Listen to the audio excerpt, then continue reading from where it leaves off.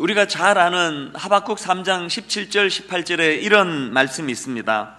비록 무화과 나무가 무성하지 못하며 포도나무에 열매가 없으며 감람나무에 소출이 없으며 밭에 먹을 것이 없으며 우리의 양이 없으며 외양간에 소가 없을지라도 나는 여호와로 말미암아 즐거워하며 나의 구원의 하나님으로 말미암아 기뻐하리로다. 요즘 자주 제 마음속으로 되뇌어지는 성경 구절 중에 하나입니다. 경제가 어렵고 이런저런 문제로 신음하고 고통하는 결핍된 그 무엇으로 힘들어하시는 성도님들이 많은 요즘이기 때문에 그래서 이런 말씀을 가지고 기도 제목으로 삼는 것 같습니다. 근데 여러분, 이게 어떻게 가능할까요? 하는 일마다 되는 일이 없고 하는 일마다 실패하는데 현실적으로는 답답한 일들이 산적해 있는데 어떻게 그런 것들과 상관없이 내 내면에 여전히 기쁨이 넘치고 즐거움이 넘칠 수 있습니까? 그 비결이 뭔가 봤더니 그 말씀 다음 구절에 이런 해답이 있었습니다. 3장 19절입니다. 주 여호와는 나의 힘이시라. 여러분, 이 세상은 두 종류의 사람들로 나눌 수가 있습니다.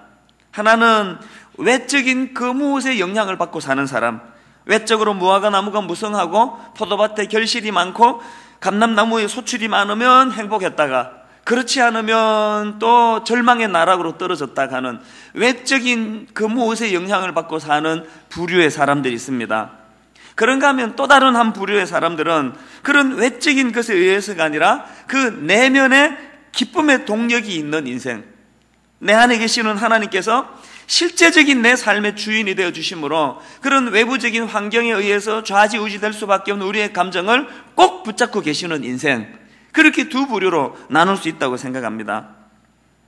그게 이론이지 그게 어떻게 가능하냐 이렇게 생각하실지 모르겠지만 현실적으로 이런 은혜의 영역 안에서 두 번째 부류의 삶을 사는 사람들이 의외로 많습니다. 그 대표적인 케이스가 바로 바울 아닙니까? 바울이 고린도후서 6장 10절에서 희한한 말을 합니다. 근심하는 자 같으나 항상 기뻐하고, 여기서 이 근심이라는 감정하고 기쁨이라는 감정은 반대로 배치되는 감정이에요. 그런데 이 두 감정이 내 안에서 동시에 있다는 겁니다. 마음에 근심되는 일, 어려운 일이 찾아오고 슬픔이 있고 상처가 있을 때 바로 거기에 응수하는 내면의 동력이 있다는 겁니다. 그러니까 근심하는 자 같으나 실제로 근심할 수밖에 없는 사람들에게는 이 응수할 수 있는 동력이 없기 때문에 그렇습니다. 그런데 바울은 근심하는 자 같으나 항상 기뻐하고, 가난한 자 같으나 많은 사람을 부유하게 하고, 아무것도 없는 자 같으나 모든 것을 가진 자로다. 저는 이 말씀을 참 좋아합니다. 예수 믿는 사람도 근심할 수 있다는 거예요. 예수 믿는 사람도 사업에 실패하고 예수 믿는 사람도 가난하게 살 수 있다는 거예요. 예수 믿는 사람도 아무것도 없는 자처럼 겉으로 보기에 초라해질 수 있다는 겁니다. 그러나 중요한 것은 그런 어떤 외적인 어려움, 외적인 실패, 외적인 낙심될 수밖에 없는 상황에 주어진다 할 때 그런 상황 속에서도 빼앗기지 않는 기쁨이 있다는 겁니다. 이게 그리스도인의 가장 중요한 내적 실력이라고 그렇게 이야기합니다. 이 부분을 현대어 성경은 이렇게 번역합니다. 우리의 마음은 상처를 받았으나 주님이 주시는 기쁨으로 가득 차 있습니다.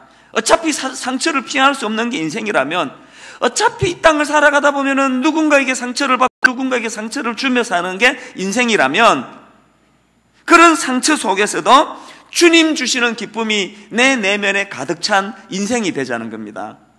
제가 지난주 금요일 날 광주에 있는 한 다락방을 방문을 했습니다.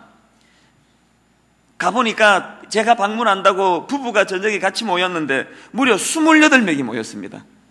이건 바글바글 모여있는데 보니까 그 자리에서 바로 이제 개척교회로 출발해도 되겠더라고요. 하여튼 김밥을 나눠서 같이 식사를 하고 하는데 제가 받은 첫 느낌이 그렇게 행복해 보여요. 공간도 비좁고 막 여러 가지 복잡할 텐데 그렇게 싱글벙글 하면서 행복해 보여요. 그러니까 아니나 다를까 순서 중에 어떤 권사님이 일어나셔서 간증을 하시는데 제가 그 간증을 듣고 참 감동을 받았습니다. 이분이 예전에 우울증을 앓고 있었다는 겁니다. 권사도 우울증 앓을 수 있습니다. 믿음 좋은 사람도 마음이 상할 수 있습니다. 그랬는데 분당 우리 교회에 와서 예배가 회복이 됐다는 거예요. 예배가 회복이 되니까 하나님과의 관계가 회복이 되고, 하나님과의 관계가 회복이 되니까 어느 날 보니까 우울증이 없어져 버렸대요. 그 마음에 기쁨이 생기기 시작하더래요. 그래가지고는 최근에는 오랜만에 이분을 만나는 사람들마다 이구동성하는 말이, 아니 권사님 왜 이렇게 얼굴이 밝아지셨어요? 권사님 왜 이렇게 얼굴이 좋아지셨어요? 그분이 긴 간증을 해주셨는데 요지는 딱 하나입니다. 환경은 하나도 바뀐 게 없는데, 예전이나 지금이나 우울증 걸린 그때나 그런 게 싹 없어지고 내면에 기쁨이 넘치는 지금이나 상황은 하나도 달라진 게 없는데, 이상하게 내 마음속에 기쁨이 그 어두운 마음, 우울한 마음, 우울증을 뒤덮어 버린다는 거예요. 그러니까 얼굴이 밝아지고 표정이 밝아지고, 더 중요한 것, 부부 관계가 회복이 되니까 요즘은 우리 가정이 천국 같아요. 목사님, 그 남편이 같이 계시니까 그 지어내서 말할 수는 없을 거 아닙니까? 이런 이야기를 하면은 굉장히 생소한 눈으로 바라보시는 분들이 계시는데요, 여러분이 비정상인지 그분이 비정상인지 저는 잘 모르겠어요. 그러나 중요한 것은 오늘도 이 교회 안에 예배의 기쁨, 예배의 감격이 회복되고, 실제적으로 이런 추상적이고 뜬구름 잡는 신앙생활이 아니라 하나님께서 내 마음을 붙잡아 주심으로 환경에 요동하지 않는 강한 하나님의 사람으로 바뀌어가는 역사와 사건이 계속되고 있다는 사실입니다. 기왕이면, 여러분 기왕 예수 믿으면 이런 인생을 살게 되시기를 바랍니다. 그래서 저는 요즘 기도할 때마다 소원이 있습니다. 하나님, 분당 우리 교회를 출입하는 모든 성도님들 행복하게 해주세요. 저는 여러분 진짜 행복하기를 원합니다. 모두가 다 부자가 되고, 모두가 다 서울대학을 가고, 모두가 다 상류 인생이 되라는 거, 그건 성경적이지 않아서 그렇게 기도하지 않습니다만, 어떤 환경에 처하든지 간에 환경에 함몰되지 않는 하나님 주시는 강함으로 말미암아 행복한 성도 되게 해주시기 원합니다. 여러분 진짜 행복하시기를 바랍니다. 그래서 여러분 모두 이런 고백이요, 우리의 마음은 상처를 받았으나 주님이 주시는 기쁨으로 가득 찹니다. 이런 신비로운 고백이 있는 여러분 되시기를 바랍니다. 저는 오늘 본문 말씀을 이런 관점으로 좀 살펴보려고 하는데, 먼저 제 눈에 들어오는 말씀이 2절 말씀입니다. 2절에서 이렇게 기록되어 있습니다. 천국은 마치 자기 아들을 위하여 혼인잔치를 베푼 어떤 임금과 같으니. 아마 요즘 상황이 어둡고 또 힘들고 어려운 그런 상황이라서 그랬는지는 몰라도 계속 이 말씀이 가장 제 마음에 와닿아요. 예수님이 천국을 묘사하시기를 천국은 마치 혼인잔치를 배설하고 사람들을 초청하는 임금과 같다는 거예요. 여러분, 혼인잔치는 기쁨의 자리예요. 신앙생활은 다른 게 아닙니다. 신앙생활은 살만 나지 않고 우울하게 짝이 없는 슬픈 소식만 전해지는 신문, 뉴스, 이런 것들이 가득한 이 세상 속에서 기쁘고 즐거운 잔치집에 초대받아 그 즐거움을 누리는 인생, 이게 신앙생활입니다. 그래서 제가 여러 교회를 집회를 다녀보면 부흥하는 교회, 은혜가 되는 교회에 공통점이 있는데 교회가 밝다는 거예요. 찬양을 하나 불러도 크게 부른다는 뜻은 아니에요. 물론 거의 크게 부르긴 하지만 밝아요. 찬양 하나하나에 정말 마음이 담겨가지고 표정이 그렇게 밝고, 또 말씀을 들을 때 보면 부흥하는 교회와 그렇지 않은 교회는 확연히 차이가 납니다. 제가 분당 우리 교회를 목회하면서 좀 고민이 되는 게, 여러분의 표정이 굉장히 침체하는 교회에서 보는 어두운 표정은 아니지만 그렇게 밝은 건 아니에요. 여러분을 이렇게 뵈면은 그렇게 환하고 밝은 그런 교회하고는 좀 차이가 납니다. 이게 왜 그런가 늘 고민인데, 어떤 분이 좋게 해석하더라고요. 목사님, 그게 어두운 게 아니고요, 아주 심각하게 말씀을 진지하게 받느라고 그 진지한 표정을 짓는 겁니다. 우리 문 밖에 나가면 다 밝습니다. 그렇게 이야기를 하더라고요. 그래서 제가 안 나가봐서 어떻게 합니까? 일리가 있기는 합니다. 무슨 소리 많이 지르고 아멘 크게 외친다고 그게 밝은 교회가 아니고요. 그리고 겉으로 표정이 밝고 이렇게 그 액션이 크고 하는, 이것보다 더 중요한 거는 우리 내면 세계, 우리 내면 세계에서 환경에 휘둘리지 않는 강함으로 말미암아 요동하지 않는 포도나무에 결실이 없어도, 무화과나무에 소출이 없어도, 감람나무에 소출이 없어도 그런 거에 영향받지 않는 하나님의 은혜로 내면이 밝고 건강한 그런 성도들이 모인 교회 되시기를 바랍니다.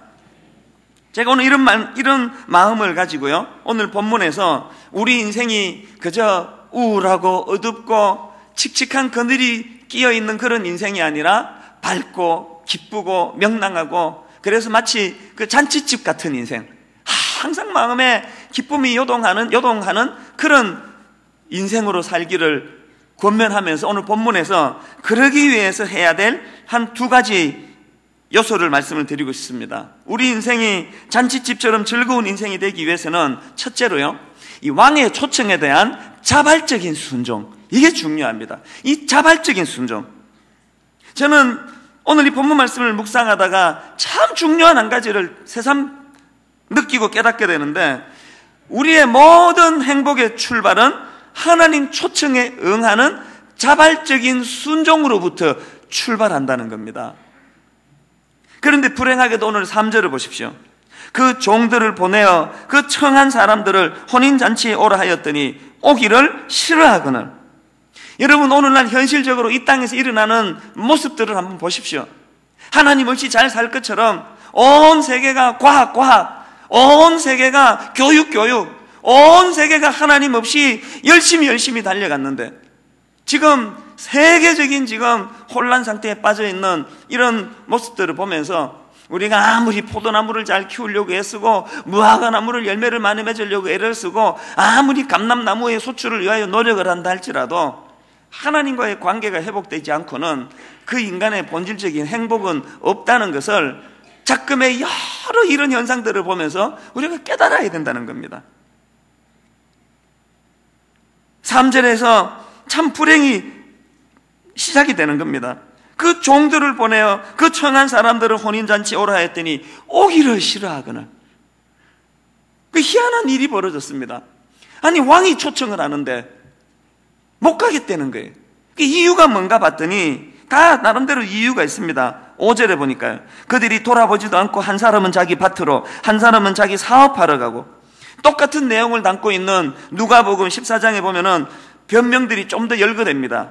누가복음 14장 18절부터 다 일치하게 사양하여 한 사람은 이르되 나는 밭을 샀음에 아무래도 나가 보아야 하겠으니 청컨대 나를 양해하도록 하라 하고, 또 한 사람은 이르되 나는 소 5겨리를 샀음에 시험하러 가니 청컨대 나를 양해하도록 하라 하고, 또 한 사람은 이르되 나는 장가 들었으니 그러므로 가지 못하겠노라. 다 나름대로 이유가 있는데, 그런데 이런 변명들에게서 제가 공통점을 하나 발견하는데, 자기 일에 몰두해요. 자기 일에. 자기가 하는 일에 몰두하고 있는 겁니다. 그리고 자기가 하는 일에 이게 굉장히 중요하다고 생각하고 몰두하는 이 사람들에게서 공통적인 특징이 하나 더 있는데, 왕이 배설한 그 잔치 자리가 얼마나 대단하고 얼마나 황홀한 것인가를 모르기 때문이라는 겁니다. 오늘 이게 우리 인간의 모습 아닙니까?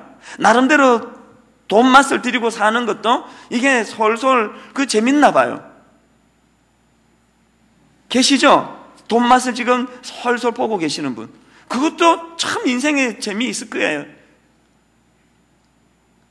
이성교제의 기쁨을 가지고, 대인관계의 기쁨을 가지고 그렇게 세상에 빠져 사는 그 기쁨도 굉장히 나름대로 좋을 거예요.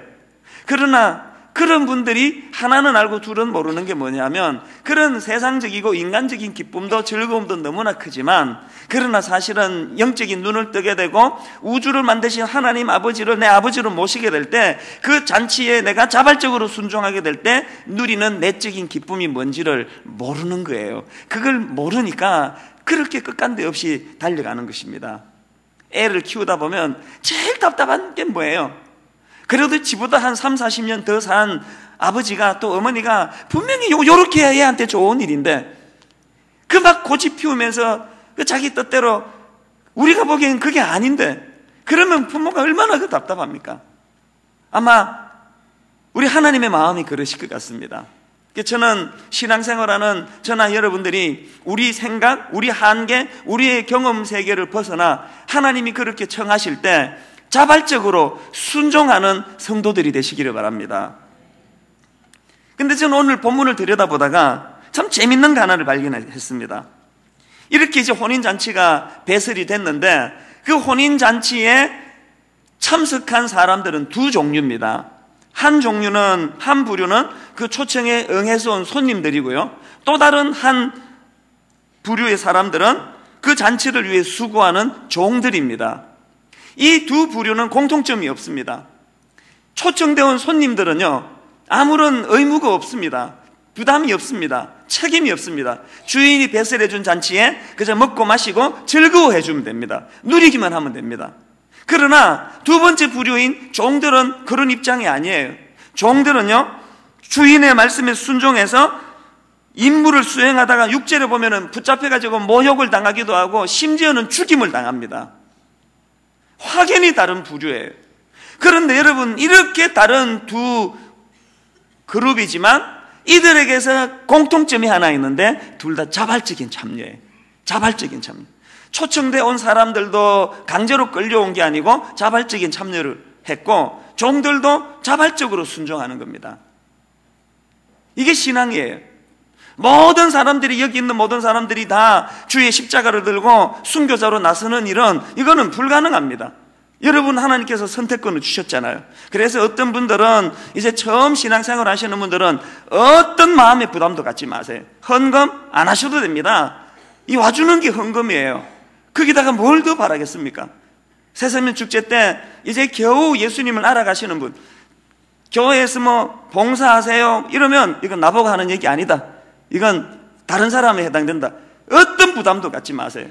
교회는 자발적으로 참여하는 자들의 공동체입니다. 그러나 여러분, 한 가지는 알고는 계셔야 됩니다. 똑같이 잔치집에 참여했지만 누구는 앉아서 얻어먹고 대접받고 누리고 즐기기만 하고, 누구는 뼈 빠지게 일하고 봉사하다가 두들겨 맞고 모욕당하고 심지어는 죽임까지 당하는데, 그런데 여러분, 그냥 잔치에 참여한 사람들이 누리지 못하는 고단위의 자발적인 순종을 행하는 자들에게는 그들에게 주시는 특별한 독특한 은혜가 있다는 겁니다. 제가 참 좋아하는 성경 구절 중에서 요한복음 2장에 나오는 가나 혼인잔치, 이게 얼마나 의미가 있습니까? 하나님의 아들이신 그분이 이 땅에 오셔서 맨 처음 행하신 기적이 세상을 뒤집어 놓는 어떤 놀라운 사건이 아니고 잔치집에 포도주 떨어졌다니까 그걸 채워주는 기적을 베풀어 주셨습니다. 그래 놓으니까 그 잔치집에 참여하는 사람들도 두 종류 아닙니까? 두 부류 아닙니까? 손님으로 온 사람들은 앉아서 먹고 마시고 즐기면서 감탄합니다. 이야, 이 주인 인심이 대단하다. 그 포도주가 어디서 나온 연륜지는 알지 못하면서도 누리고 즐길 수 있는 거예요. 그런데 참 의미 있는 성경구절, 제가 좋아하는 성경구절이 요한복음 2장 9절인데, 다른 사람들이 포도주가 어디서 나온지 모르고 그냥 먹고 즐기기만 할 때 2장 9절에 보니까 연회장은 물로 된 포도주를 맛보고도 어디서 났는지 알지 못하되, 그 다음에 물떠온 하인들은 알더라. 자발적인 순종의 강도와 자발적인 순종의 깊이가 더하면 더할수록 그들에게 주시는 독특한 기쁨이 있고 은혜가 있다는 겁니다. 우리는 가급적이면 그저 변화된 포도주 받아 먹고 누리고 즐기는 인생이 아니라 물떠온 하인만 아는 그 비밀을 아는 기쁨을 누리는 인생 되시기를 바랍니다. 이것이 주를 섬기는 종들이 누리는 혜택입니다. 제가 지난 금요일 날 그 다락방에 갔더니 어떤 분이 이런 질문을 하시더라고요. 목사님, 도대체 헌금 생활은 어떻게 해야 됩니까? 제가 간단하게 정리를 해줬습니다. 헌금은 자발적인 순종의 정신으로 하는 겁니다. 11조 해야 됩니다. 그러나 여러분의 믿음의 척도에 따라서 자꾸 헌금하고 나면 아깝고 후회가 되고 그러시면 안 하시는 게 좋습니다. 하지 마셔요. 괜찮으니까. 강단에서 이렇게 설교하는 게 이 용기가 좀 필요합니다. 당장에 이제 교회 재정이 이제 팍 줄지 않을까 하는 염려가 있지만 교회 재정 줄어도 괜찮습니다. 그 정신은 알고 하는 게 신앙생활이니까요. 10의 1조를 구분해서 드릴 때 여러분 이 정신으로요. 10의 1을 떼서 하나님께 드리고 나머지 10의 9가 다 내 것이 아니고 내 모든 것이 하나님으로부터 나고 하나님의 은혜인데 이것이 하나님으로부터 주신 은혜임을 내가 믿습니다라는 믿음의 고백으로 10의 1을 구분해서 떼서 하나님께 드릴 때 나머지 10의 9도 허튼 데 쓰지 않고 낭비하지 않고 한 푼이라도 이상한 데 쓰지 않고 하나님 아름다운 사랑의 정신으로 이 헌금을, 이 돈을 사용하겠습니다. 그런 정신으로 자발적으로 드리는 게 11조입니다. 아직까지 믿음의 분량이 거기까지 자라지 못하시는 분, 다음 주부터 헌금을 끊는 은혜가 있기를 바랍니다. 끊으세요. 갈등하지 말고 끊으세요. 오늘 설교가 이상한 방향으로 이제 흘러가고 있습니다. 주일 성수도 마찬가지예요. 어떻게 해야 주일 성수를 온전히 하는 겁니까? 정답은요, 자발적으로 하는 거예요. 우리가 오늘 주일을 구분해서 하나님께 드릴 때 하나님, 이 하루만이 아니고 나머지 엿새도 주님의 날인 줄 믿습니다. 특별히 이 하루를 구분해서 하나님께 결단해서 드릴 때 나머지 엿새의 내 삶도 거룩하고 성결한 삶 되게 하여 주시기 원합니다. 그런 마음을 가지고 자발적으로 참여하는 게 주일 성수예요. 주일날 돈 쓰면 된다 안 된다, 주일날 영화 공연 가면 된다 안 된다, 주일날 식당 가면 된다 안 된다, 이걸 무슨 두부 자르듯 이렇게 말할 수가 없습니다. 여러분의 믿음의 분량대로 하세요. 온전히 지키기 원하시는 분, 돈 쓰지 않고 시장 보지 않고 전날 시장 다 보고 아이들 할 수 있으면 공부시키지 않고 학원 안 보내고, 그것이 가장 좋은 일입니다만 믿음의 분량이 그렇게까지 안 가면 하세요. 지금처럼 그냥 하세요. 하시면 돼요. 그러나 물뜨온 하인만 아는 비밀이 있다는 이것만 아시면 억울해서 이제 그렇게 못하실 거예요. 하나님 앞에 순종의 강도가 강하면 강할수록 10의 1조를 구분해서 하나님께 드리고 주 7일 중 하루를 구분해서 하나님께 드리면 이게 손해보는 것 같아도 물뜨온 하인만 아는 비밀이 있는 거예요. 기쁨이 있는 거예요. 우리 교회는 막 쥐어짜듯이 강제로 막 협박하고 그렇게 지키는 헌금 생활과 주일 성수가 아니라 물뜨온 하인만 아는 그 비밀, 그 기쁨을 맛보고 경험하기 시작함으로 자발적으로 헌신하고 자발적으로 순종하는 성도들이 모인 교회 되시기를 바랍니다. 집사 동의세의 정신도 그거예요. 교회가 일괄적으로 목사들이 이 사람 믿음 좋아 보인다 그래가지고 집사 주고 저 사람은 인상이 더러우니까 집사 안 주고 이런 정신이 아니고 자발적으로 내가 하나님 앞에서 적어도 집사로서 교회가 규정하는 이런 일들에 대해서 내가 한번 결단해 보겠다, 내가 하나님 이렇게 한번 살아보겠다, 자발적인 정신으로 자기가 동의서를 작성해서 내면 그 신앙 고백을 교회가 믿어주는 게 이게 교회여야 한다고 생각합니다. 어떤 일도 강제로 일어나지 않습니다. 분당 우리 교회가 2009년도에는 이 자발적인 순종에 참여하는, 그 잔치에 거절하지 않고 참여하는 이것만 해도 이미 대단한 일이고, 거기에서 이제 한 걸음 더 나아가서 참 종으로서 주님을 섬기는 자리로까지 나아가는 많은 주의 일꾼들이 우후죽순처럼 배출되는 은혜가 있기를 바랍니다. 그런가 하면 두 번째로 우리가 행복해지기 위해서는 기능 중심이 아닌 관계 중심의 신앙생활을 해야 된다는 겁니다. 예전에 우리 교회에 와서 그 특강했던 목사님 중에 권지현 목사님이라고, 그분의 특강을 들으면 제가 참 은혜를 많이 받고 이번 설교 준비하면서 그 설교를 많이 떠올렸는데, 이분이 이야기하기를 이 세상에는 두 가지 모드가 있다는 거예요. 하나는 일 모드가 있고 또 하나는 교제 모드가 있다는 겁니다. 제가 그걸 이렇게 좀 각색을 해봤습니다. 관계 중심, 기능 중심.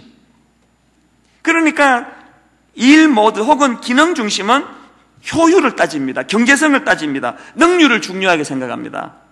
그러나 교제 모드 혹은 기능 중심이 아닌 관계 중심은 효율을 따지지 않습니다. 내가 저 사람하고 밥 한 끼 같이 하면 그러면 이제 내가 승진하는 데 도움이 되고, 내가 저 사람하고 식사 한 끼 함으로 말미암아 이제 내 사업이 확장돼서 그래서 만나는 건 이건 일 모드입니다.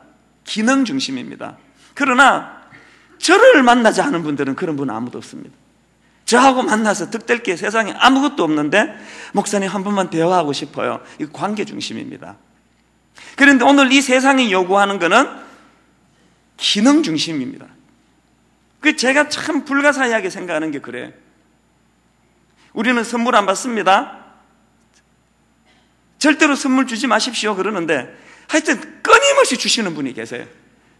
그래서 저는 요즘에 무슨 작전을 쓰는가 하면 선물을 갖고 오는데 고맙다고 전화를 안 하기로 했습니다. 그 얼마나 기분 나빠요? 아니, 뭘 배달해 줬는데 이게 받았는지 안 받았는지 묵묵부답이단 말이에요. 이게 어지간하면은, 이거 우리 무시하나? 다음부터 안 줘야 돼. 이거 때리는데 계속 주는 분이 계세요. 연락을 하거나 말거나 하여튼 뭐 초질간으로 주는 분이 계세요. 그럼 저도 그런 분은 포기하고 사는 거예요. 이래도 안 되고 저래도 안 돼요. 왜 저렇게 하실까? 대답은 딱 하나예요. 저를 너무 사랑하시는 거예요. 저 사람이 뭐 좋아하든 말든 하고 싶다는 거예요. 이 교회에서의 아름다운 관계에 제가 너무 감동을 받을 때가 많습니다. 그러나 여전히 안 주는 게 좋습니다. 선물 안 주는 게 좋은데 제가 지금 설명을 하는 겁니다. 저는 교회는요, 이 기능 중심이 아닌 관계 중심의 공동체라고 믿습니다. 하나님께서 우리를 대하시는 게 일 모드가 아니라 교제 모드예요. 저는 오늘 본문을 보면서 참 특이한 거 하나를 발견합니다. 4절을 한번 보십시오. 다시 다른 종들을 보내며 이르되 청한 사람들에게 이르기를 내가 오찬을 준비하되 나의 소와 살찐 짐승을 잡고 모든 것을 갖추었으니 혼인잔치에 오소서 하라 하였더니, 자, 이게 지금 어떤 상황입니까? 왕이 1차로 종들을 보내가지고 잔치집에 초청을 했는데 다 거절했어요. 이런 상황입니다. 이거 아주 괘씸한 일 아닙니까? 이 왕을 뭘로 보고 왕의 권위를 네가 지금 다 죽인단 말이냐? 그래가지고는 그 다음에 사람 보내가지고는 소 한 장, 너 죽을래? 참석할래? 이게 세상의 권력을 잡은 왕의 모습 아닙니까? 그런데 오늘 본문 4절에 나오는 왕은 세상에 비굴하기 짝이 없어요. 그런 왕의 권위로 다가가는 게 아니고 빌어요. 야, 니들이 몰라서 그런데 지금 살찐 소를 잡았어. 스테이크가 나와. 수입소 아니고 한우야, 한우. 와보면 절대 후회하지 않을 거야. 이렇게 접근합니다. 세상에 이렇게 접근하는 왕이 어디 있습니까? 왜 이런 어색한 비유를 주님이 드실까요? 이게 우리 하나님의 모습이라는 거예요. 우주를 만드신 하나님의 권위, 그 권위자 되신 하나님께서 우리를 강권적으로 끌어서 이 자리로 끌고 오시는 분 아니에요. 강제로 잔치에 참여시켜가지고 그렇게 하기를 원하지 않으세요. 왜? 주님은 우리를 인격적으로 대하세요. 하나님은 우리가 자발적인 순종하기를 원하는 분이시지 그분의 권위에 강압적으로 신앙생활을 원치 않으십니다. 저는 이 주님의 정신을 잘 우리가 살피면 좋겠어요. 하나님은 우리를 일 중심으로 대하지 않으세요. 인격 중심으로, 관계 중심으로 대합니다. 그런데 우리는 어떻습니까? 우리는 하나님을 어떻게 대하십니까? 우리는 하나님을 관계 중심으로 대하기보다는 기능 중심으로 대하는 거 아닙니까? 기도만 해도 그래요. 하나님은 이 기도라는 통로를 통해서 우리에게 복 주기를 원하시는데 왜 그런 방법을 쓰실까요? 우리는 기도를 기능으로 생각해요. 너희가 얻지 못하면 구하지 아니함이라. 구해야 우리가 부자 될 수 있다. 기도 많이 해야 우리가 잘 살 수 있다. 심지어는 기도 많이 해야 우리가 영적으로 풍성하다. 이런 기능으로 생각하는데 하나님은 기도를 관계적인 측면으로 풀어나가세요. 그래서 제가 어느 특세 때 그런 말씀을 드린 기억이 있는데, 기도 응답이 지독하게 안 되는 분 있잖아요. 하여튼 저 박권사는 뭐 구하면 다 응답받는다고 저렇게 자랑하는데 나는 이렇게 기도해도 응답이 하나도 없다. 그게 축복이에요. 하나님 우리 아시거든요. 하나님이 우리가 얼마나 이 기도를 도구적인 측면으로, 기능적인 측면으로 다가오는지를 알기 때문에 오늘 구했는데 1시간 만에 응답이 되면 그 다음에 그 결과물 쏙 받고는 하나님 안녕히 계세요. 당분간 저 찾지 마세요. 이제 뭐가 또 결핍되고 모자라면 다시 찾을 때니까 그때까지는 저 찾지 마세요. 이런 기능 중심의 신앙생활을 너무나 잘 알기 때문에 그래도 저놈의 자식이 저 결핍된 저거라도 있어야지 나에게 나와서 기도하고 교제하니까 응답 안 해주시는 거예요. 전 그렇게 해석을 합니다. 이 하나님의 마음을 헤아려 주시기를 바랍니다.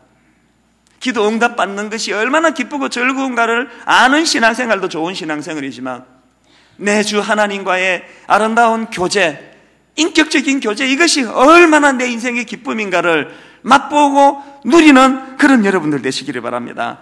계시록 3장 20절에 보면 볼지어다 내가 문 밖에 서서 두드리노니 누구든지 내 음성을 듣고 문을 열면 내가 그에게로 들어가 그로 더불어 먹고 그는 나와 더불어 먹으리라. 주님이 이토록 원하시는 교제 중심, 관계 중심의 신앙생활이 이루어지게 되시기를 바랍니다. 그런가 하면 이렇게 하나님과의 우리가 일 중심이 아니라 관계 중심인 관계로 회복되는 것도 중요하지만 또 하나, 성도와 성도 간에 이 관계가 얼마나 아름다운가를 맛보는 것, 이것이 우리 행복을 가져다 준다는 겁니다. 오늘날 교회가 모델로 삼는 초대교회를 보십시오. 사도행전 2장 42절에 보니까 그들이 사도의 가르침을 받아 서로 교제하고 떡을 떼며 오로지 기도하기를 힘쓰니라. 이 초대교회에 네 가지 양상이 나타나지 않습니까? 사도들의 가르침이 있었습니다. 두 번째로 서로 교제가 있었습니다. 떡을 떼는 게 있었습니다. 오로지 기도하기에 힘쓰는 모습이 있었습니다. 그런데 놀랍게도 우리가 생각할 때 훨씬 중요하고 훨씬 영적이라고 생각하는 가르침과 기도에 관한 언급은 하나도 나오지 않는데, 교제하고 떡을 떼는 부분이 2장 43절부터 계속 나오는 거예요.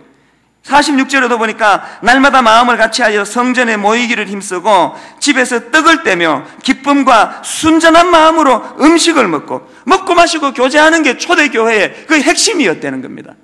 오늘 이걸 보면은 교회들이 뭔가 지금 기능 중심으로, 그래서 그 교회가 조직이 잘 갖춰져 있고 성경 공부를 잘 가르치고 예배의 시스템이 잘 갖춰 있고 반주자가 반주를 잘하고 찬양이 좋고 그러면 좋은 교회라 생각하는데, 초대교회는 그런 것보다 먹고 마시고 교제 잘하는 교회가 좋은 교회라는 겁니다. 오늘 이 교회가 자꾸 기능 중심으로 지금 가고 있는 게 이게 아쉽다는 것을 저는 이 본문을 보면서 깨닫게 되는, 가정도 마찬가지, 대학 입시자, 공부, 이런 기능적인 과업을 수행하는 그것 때문에 지금 가장 중요한 가정의 관계가 깨지는 아픔을 우리 모두가 경험하고 있는 겁니다. 그래서 우리는 당회할 때 장로님들에게 항상 말씀드리는 게 이거예요. 장로님들 일 열심히 하려고 그러지 마십시오. 뼈 빠지게 장로님들이 일 열심히 하는 것으로 성도들을 기쁘게 하는 게 아니라 당회원이 화목하는 것, 장로와 장로가 서로 화목하고 서로 행복하고 서로 용서가 강물처럼 흐르고 목사와 장로가 어지간한 일에는 서로 얼굴 붉히지 않고 화목한 관계 중심의 당회를 보여주는 게 일 많이 하는 것보다 더 중요합니다. 저 그렇게 이야기합니다. 제가 앞에서 언급했던 그 광주 다락방에 왜 가게 됐는가 하면 순장님이 메일이 왔습니다. 지금 다락방 식구들이 힘들어하는 사람들이 너무 많다는 게, 목사님 꼭 와야 됩니다. 위로해 주셔야 됩니다. 그러면서 쭉 여러 아픔을 열거했는데, 어떤 분들은 지금 사업이 잘 안 돼가지고 어려움을 겪고 계신다 그러고, 또 옆에 어떤 분은 지금 전도가 필요한 친정 부모님을 놓고 기도하는데 갑자기 치매 증상이 오고 우울증 증상이 와서 병원에 검사를 받아보니까 어머니가 뇌종양이라는 거예요. 망년자실이 있다는 거예요. 또 어떤 분은 사업에 실패해서 마음이 힘들고 아들이 사업에 실패해가지고, 또 어떤 분은 운영하던 가게를 내놓은 지 1년이 넘도록 인수하는 사람이 없어가지고 지금 권리금 다 까먹고 보전금이 지금 삭감되고 있는 상황이라는 거예요. 목사님이 한번 꼭 오셔서 위로해달라는 거예요. 근데 제가 가서 보니까 계속 그 생각했어요. 누가 그분이까? 누가 뇌종양 걸린 어머니? 누가 아들이 사업에 실패했고? 누가 지금 그 가게를 인수하는 사람이 없어서 권리금 까먹고 있는 사람? 한 명도 그런 표정이 없어요.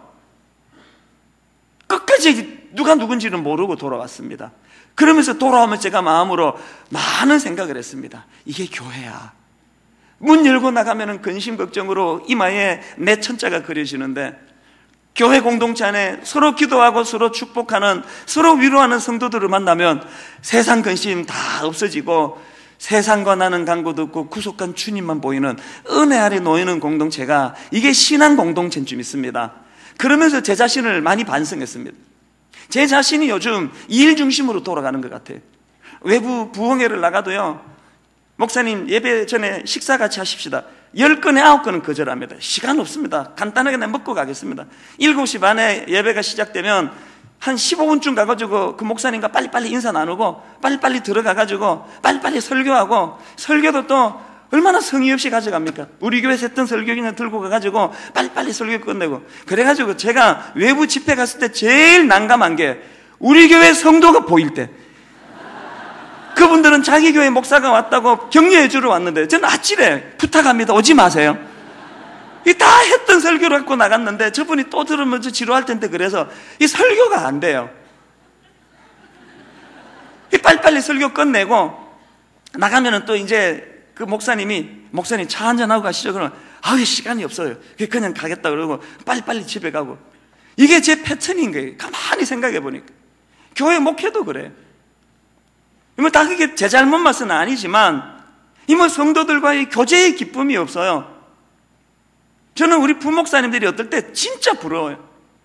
성도들을 직접 만나고 그들의 눈물을 헤아리고 그들과 함께 웃고, 어떨 때 보면은 무슨 제자반에서 어디 야외 예배 가가지고 막 이러면서 사진 찍고 그런 걸 보면 그렇게 부러워요. 저는 그런 관계 중심의 목회가 이제 아니에요. 정직하게 말씀을 드리면요, 막 번호표 뽑고 기다리고 있듯이 바깥에서 기도 받으러 오는 분들이 줄줄이 서 있으니까 너무 죄송한 말이지만 제가 솔직히 고백하면 마음이 담겨서 기도를 못 해드릴 때가 많아요. 무슨 일이세요? 빨리빨리 말씀하세요. 내 종양 기도합시다. 하나님 빨리빨리 내 종양을 낫게 해주세요. 그 다음 분 무슨 일이세요? 이민 가신다고요? 기도합시다. 하나님 이민 가서 잘 살게 해주세요. 그 다음 사람. 이러고 보니까 어느 날 보니까 공허한 거예요. 한 영혼 한 영혼에 대해서 마음을 담고 같이 아파하고 같이 울어주고, 이게 목회여야 하는데, 그래서 제가 많이 반성을 하고 있습니다만 이거 어떻게 해결해야 될지 저도 잘 모르겠습니다.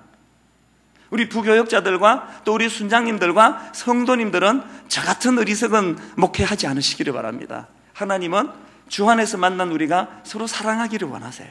서로 마음을 다해서 진심으로 눈물을 같이 흘려주고 함께 웃어주고, 분당 우리 교할 때 이 우리가 이중적인 의미가 있습니다. 하나는 양의 우리라는 의미입니다. 이 악한 것들로부터 보호해 주시는 십자가의 울타리가 쳐지는 우리라는 의미가 있고, 함께라는 우리의 뜻이 있습니다. 이 두 이중적인 개념이 얼마나 좋습니까?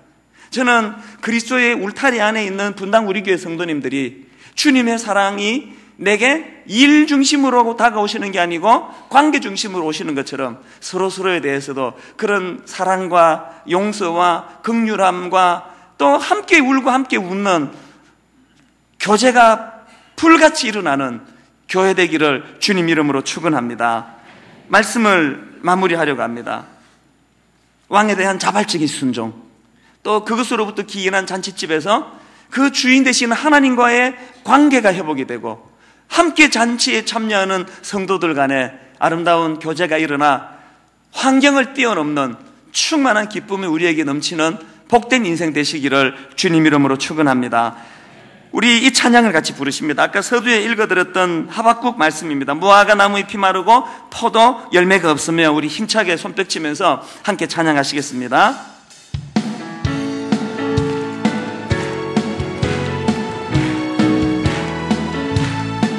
무화과 나무 잎이 마르고 포도 열매가 없으며, 감람나무 열매 그치고 감람나무 열매 논밭에 식물이 없어도 그럼에도 불구하고 우리의 양떼가 없으며 외양간 송아지 없어도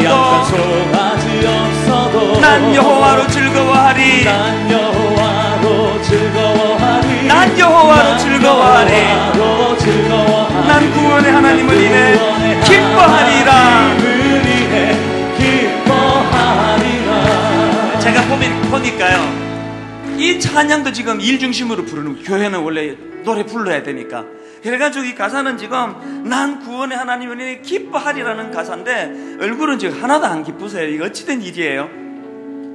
이 가사 그대로 여러분 세상의 근심, 무화과 나무에 잎이 말라버리고 포도에 열매가 없고 감람나무가 열매가 그치고 논밭에 식물이 없는 이런 상황을 알지라도 오늘 이 순간에 내 의지를 꺾고 자발적인 순종으로 여러분 찬양에 참여할 때 하나님이 내 감정을 어떻게 터치하시는가를 맛보게 되시기를 바랍니다. 가사가 거기 있어서 부르는 것이 아니고 우리 마음을 다해 기뻐하며 우리 집중해서 한번 찬양해 보십시오. 다시 한번 찬양합니다. 무화과 나무 잎이 마르고 포도 열매가 없으며 감람나무 잎이 마르고 논밭에 식물이 없어도 우리의 양떼가 없으며 외양간 송아지 없어도 그럼에도 불구하고 난 여호와로 즐거워하리. 난 여호와로 즐거워하리. 난 구원의 하나님을 인해 기뻐합니다. 무화과 나무 열기 포도 열매가 없으며 감람나무 열매 그치고 돛밭에 식물이 없어도 우리의 양떼가 없으며 외양간 송아지 없어도 그럼에도 불구하고 난 여호와로 즐거워하리. 난 여호와로 즐거워하리. 난 구원의 하나님을 인해 기뻐하리라. 마음으로 기뻐하며 다시 한번 찬양합니다. 무화과 나무 잎이 마르고 포도 열매가 없으며 감람나무 열매 그치고 돛밭에 식물이 없어도 우리의 양떼가 없으며 외양간 송아지 없어도 절망적인 상황입니다. 그러나 난 여호와로 즐거워하리. 난 여호와로 즐거워하리. 난 구원의 하나님을 인해 기뻐하리라. 결단하겠어요. 난 구원의 하나님을 인해 기뻐하리라. 난 구원의 하나님을 인해 기뻐하리라. 마지막으로 한 번 더 선언합니다. 난 구원의 하나님을 인해 기뻐하리라. 하나님을 인해 기뻐하리라. 보라 주님 구름 타시고 나팔 불 때에 다시 오시네. 이 소망을 가지고 모두 외치세. 이런 은혜의 해니 시온에서 구원이 임하네. 보라 주님 구름 타시고 나팔 불 때에 다시 오시네. 모두 외치세. 이는 은혜의 해니 시온에서 감기가면서 좀 빠르게 찬양해. 지금은 엘리야 때처럼 지금은 엘리야 때처럼 주 말씀이 선포되고 또 주의 종 모세의 때와 같이 언약이 성취되네. 비록 전쟁과 기근과 핍박